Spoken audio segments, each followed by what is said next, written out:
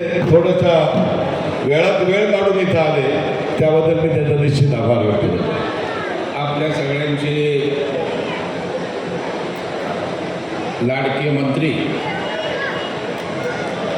गोरगरिबांचा शेठ म्हणून ख्याती मिळवलेले माझे मित्र भरत शेठ गोगावले यांच्या वाढदिवसाच्या निमित्तानं होत असलेल्या या भव्य दिव्य अशा कार्यक्रमास उपस्थित या राज्याचे सन्माननीय कॅबिनेट मंत्री, रोजगार हमी व फलोत्पादन मंत्री, आजचे सत्कार मंत्री सन्माननीय भरत शेठ गोगावले, जे छातीची ढाल करून भरत शेठच्या या सर्व वाटचालीमध्ये रायगड जिल्ह्यामध्ये त्यांच्यासोबत राहणारे अलिबागचे आमदार सन्माननीय महेंद्र शेठ दळवी, ज्यांनी आता आपल्या मनातनं अर्धा राग व्यक्त केला. मला वाटतं महेंद्रचं पूर्ण भाषण झालेलं नाही. ते आमचे मित्र कर्जतचे सन्माननीय आमदार महेंद्र थोरवे, भरत शेठ यांच्या सामाजिक राजकीय वाटचालीमध्ये खऱ्या अर्थानं ज्यांचं मोठं योगदान आहे त्या आमच्या सुषमा वहिनी, युवकांमधलं एक तरुण आणि लोकप्रिय अशा प्रकारे भरत शेठचा वारसा चालवणारं युवा नेतृत्व सन्माननीय विकास गोगावले, व्यासपीठावर उपस्थित असलेले सर्व पक्षाचे सन्माननीय पदाधिकारी, भारतीय जनता पार्टीचे बिपिन मामोणकर आमचे पदाधिकारी आणि मोठ्या संख्येनं आपल्या लाडक्या नेत्याचं अभिष्ट चिंतन करण्यासाठी, वाढदिवसाच्या निमित्तानं शुभेच्छा देण्यासाठी उपस्थित असलेल्या सर्व बंधू भगिनींनो आणि मातांनो, सर्वप्रथम भरत शेठ गोगावले यांना जन्मदिवसाच्या निमित्तानं मी माझ्या कुटुंबियांच्या वतीनं आणि भारतीय जनता पार्टीच्या वतीनं मनापासून या ठिकाणी शुभेच्छा देतो. आणि केवळ महाड पोलादपूर नव्हे, रायगड जिल्ह्याच्यासाठी, महाराष्ट्रासाठी त्यांच्या हातून चांगल्या प्रकारचं काम व्हावं असं आई जगदंबेच्या चरणी प्रार्थना करतो. खरं म्हणजे मला वाटलं आलो तेव्हा वाढदिवसाची सभा असेल, परंतु आल्यावर बघितलं आणि जी तयारी होती त्यावरून ही नॅपकिन सभा आहे हे माझं मत त्या ठिकाणी झालं होतं. आणि नॅपकिन किती महत्वाचं आहे बघा. मागासपासून मला घाम येतोय. माझ्या हातात नॅपकिन नसता तर त्या ठिकाणी अवघड होऊन राहिलेला असतं. आणि रायगडच्या मातीचा एक स्वभाव की एक तर कोणाच्या वाट्याला जायचं नाही आणि वाट्याला गेलं आणि अंगावर आलं तर शिंगावर घेण्याचा मंत्र याच मातीतनं छत्रपती शिवाजी महाराजांनी या ठिकाणी दिलेला आहे. त्याचं प्रत्यंतर या सभेमध्ये येताना दिसतंय. खरं म्हणजे मी कधी भरत शेठ यांच्या वाढदिवसाला येण्याचा योग नव्हता. फोनवरूनच शुभेच्छा द्यायचो, परंतु कार्यकर्त्यांचा आग्रह होता, प्रवीण भाऊ आपण यावं, आपण महायुतीमध्ये सत्तेमध्ये आहोत, आपण येऊन या ठिकाणी या आमच्या नेत्याचं अभिष्ट चिंतन करावं अशा प्रकारची अपेक्षा व्यक्त केली. आणि आज आवर्जून मी या ठिकाणी उपस्थित आहे. तसं भरत शेठचा प्रवास मला जवळून माहीत आहे. पंचायत समिती सदस्यापासून जिल्हा परिषदेच्या माध्यमातून एक सर्वसामान्यामध्ये मिसळणारा एक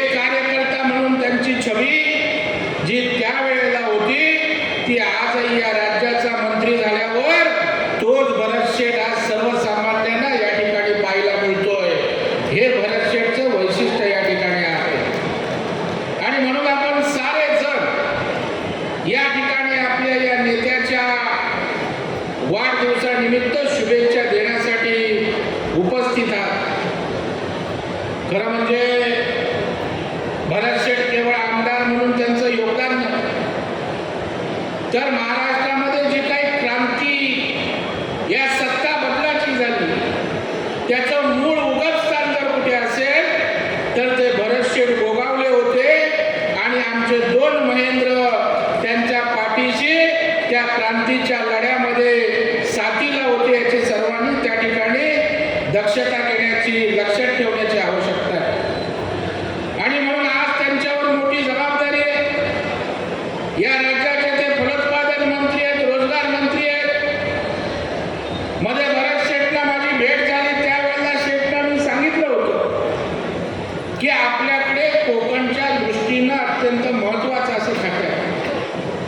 कधी कधी लोक हे खातं मोठं, ते खातं मोठं अशा प्रकारे त्या ठिकाणी मूल्यमापन करत असतात. तर माझ्या दृष्टीनं कोकणसाठी फलोत्पादन हे सर्वात महत्वाचं आणि मोठं खातं त्या ठिकाणी आहे. कारण कोकणचा विकास व्हायला पाहिजे. कोकणमध्ये त्या ठिकाणी आपल्याकडे मोठ्या प्रमाणावर आंबा आहे, काजू आहे, वेगवेगळ्या प्रकारची फलोत्पादनं या ठिकाणी होत असतात. आणि मग या उत्पादनांना मोठ्या प्रमाणावर मार्केटिंग मिळवणं असेल, फलोत्पादनावर प्रक्रिया करून चांगल्या प्रकारचे कारखाने निर्माण करून कोकणच्या अर्थव्यवस्थेला बळकटी देण्याचं काम भरत शेठ आपल्या नेतृत्वावर होण्याची आवश्यकता आहे. आणि या कामी आपल्याला जी मदत लागेल ती या ठिकाणी मी आपल्या पाठीशी उभी करेन. कोकणामध्ये त्या ठिकाणी फळावर, फुलावर, त्या ठिकाणी कृषीवर प्रक्रिया करणारे कारखाने आपण आणण्याचा प्रयत्न करा अशा प्रकारची विनंती या निमित्तानं करणार आहे. आणि या वाढदिवसाच्या निमित्तानं भरत शेठ मी आपल्याला ग्वाही देतो, फलोत्पादन प्रक्रिया चांगल्या प्रकारचे कारखाने उभे करा. त्या कारखान्यांकरता मुंबई जिल्हा बँक आणि राज्य सहकारी बँकेच्या माध्यमातून जे पैसे आपल्याला त्या ठिकाणी लागतील ते उपलब्ध करण्याची ग्वाही आजच्या या कार्यक्रमाच्या निमित्तानं, आपल्या वाढदिवसाच्या निमित्तानं मी जाहीरपणे या ठिकाणी देतो. खरं म्हणजे मला बराच वेळ थांबायचं होतं, परंतु मुंबई ते एका 10-11 पर्यंत दुसऱ्या एका वाढदिवसाला त्या ठिकाणी पोचायचं आहे. मी विकास शेठ, सुषमाताईंचं मनापासून अभिनंदन करेन की भरत शेठचा पसारा वाढल्यानंतर लोकांना त्या ठिकाणी भेटणं, जनतेला न्याय देण्याचं काम हे सारं कुटुंब दिवस रात्र करत असतं. परंतु विकास शेठमध्ये मला थोडं परिवर्तन दिसलं. कारण विकास शेठमध्ये आज मला त्या ठिकाणी संयम दिसला नाही. तर बोलतो विकास शेठ एकदा गोळ्या सुटायला लागल्या की त्या ठिकाणी समोर काही खरं नसतं. आणि त्यांनी या ठिकाणी बोलत असताना सांगितलं की महायुतीचा झेंडा पंचायत समिती आणि जिल्हा परिषदेवर फडकणार आहे. मला वाटतं राष्ट्रवादी सहित विकास आपला झेंडा फडकणार आहे असा मी अर्थ त्यामागे समजतो. परंतु राष्ट्रवादी नसलं तरी भारतीय जनता पार्टी भरत शेठ आणि शिवसेनेच्या सोबत या रायगड जिल्ह्यामध्ये निश्चितपणे असेल हा विश्वास या ठिकाणी व्यक्त करतो. कारण शेवटी या राज्यातल्या जनतेनं या ठिकाणी सत्ता दिली. एकनाथरावजी शिंदेने क्रांती करून या राज्यामध्ये परिवर्तन केलेलं आहे, सत्ता परिवर्तन केलेलं आहे. आणि खऱ्या अर्थानं महाराष्ट्र त्या ठिकाणी विकसित होताना दिसतोय. आणि महाराष्ट्र विकसित होत असताना आज आपलं कोकण विकसित झालं पाहिजे, आपला रायगड विकसित झाला पाहिजे याची जबाबदारी भरत शेठ आपल्यावर आहे. तिकडे त्या ठिकाणी निलेश राणे, आपले नितेश राणे सिंधुदुर्गात आहेत, रत्नागिरीला आपले उदय सामंत आहेत आणि आपण या ठिकाणी रायगडला आहात. आपल्याकडून आमची अपेक्षा आहे की कोकणमध्ये आपल्या सत्तेचा जास्तीत जास्त वाटा कसा मिळेल याचा आपण प्रयत्न करा. मुख्यमंत्र्यांकडून जी काही मदत, जे काही सहकार्य लागेल ते आपल्यासोबत जेव्हा जेव्हा गरज असेल तेव्हा मी आपल्यासोबत येईल. कारण कोकणचा विकास गेली अनेक वर्ष झाला नाही आणि त्याच्यामुळे भरत शेठ महाराष्ट्र तर आपण फिराच, परंतु या ठिकाणी आज कोकणला खऱ्या अर्थानं तुमच्यासारख्या संवेदनशील माणसाची निश्चितच गरज आहे. मी त्यांना सांगितलं की ज्या वेळेला शरद पवार साहेब या ठिकाणी होते तेव्हा पवार साहेबांनी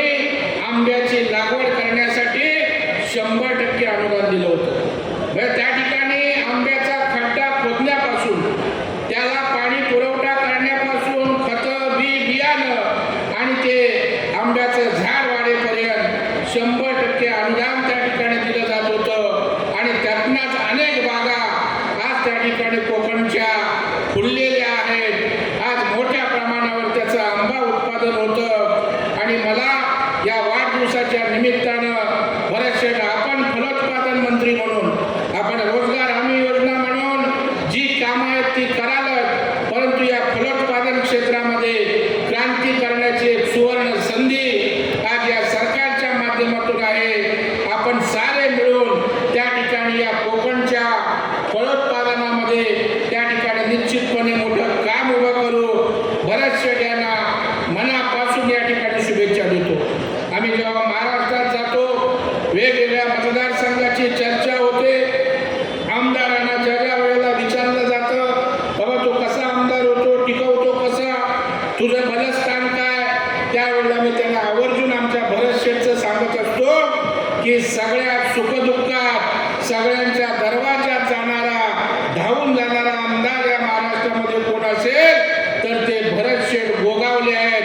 अशा प्रकारचा त्यांचा जनसंपर्क आणि गोरगरिबांची कणव त्यांच्या मनामध्ये त्या ठिकाणी आहे आणि म्हणूनच आज मोठ्या संख्येनं या ठिकाणी आपण सारे जण उपस्थित आहात. त्याबद्दल आपल्या सगळ्यांनाही मनापासून धन्यवाद देतो.